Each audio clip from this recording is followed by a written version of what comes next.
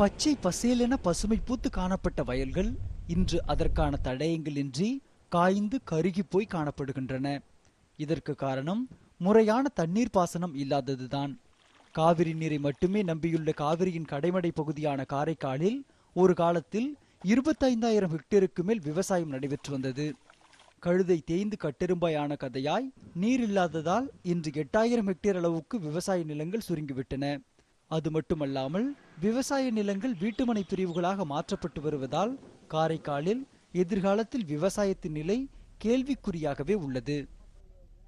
காரைக்கால் மாவட்டத்தில் இருக்கக்கூடிய விளைநிலங்கள் பூரா காவேரி தண்ணி நம்பிதான் விவசாயம் பண்ணிட்டு இருக்காங்க. விவசாயிகள் பூரா அந்த காவேரியில் இன்னைக்கு ஏறக்குறைய ஜூன் மாதம் 12ஆம் தண்ணி திறந்தாங்கன்னா குறுவை சாகுபடி இருபோக சாகுபடி நடக்கக்கூடிய இந்த பகுதி இன்னைக்கு ஒரு தரிசியாகவே இருக்கிற ஒரு நிலைமையா மாறி இருக்கு.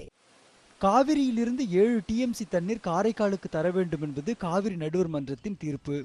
ஆனால் இந்த உத்தரவு வெறும் உத்தரவாக மட்டுமே உள்ளதாக அப்பகுதி மக்கள் குற்றம் சாட்டுகின்றனர்.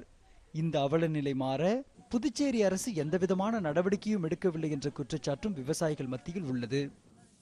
விவசாயம் செய்வதற்கே ஒரு அச்சம் ஏற்பட்டு அந்த விவசாய நிலங்களை வீட்டு மனைகளா மாற்றி விற்கலாங்கிற ஒரு எண்ணத்தை இந்த அரசு, புதுச்சேரி அரசு தூண்டுறது. இது பேர் ஒரு சூழல் தொடர்ந்து நீடிச்சுக்கிட்டே இருந்தா எதிர்காலத்தில் காரைக்கால் மாவட்டத்தில் விவசாய நிலங்கள் இல்லாத ஒரு சூழல் உருவாயிடும்.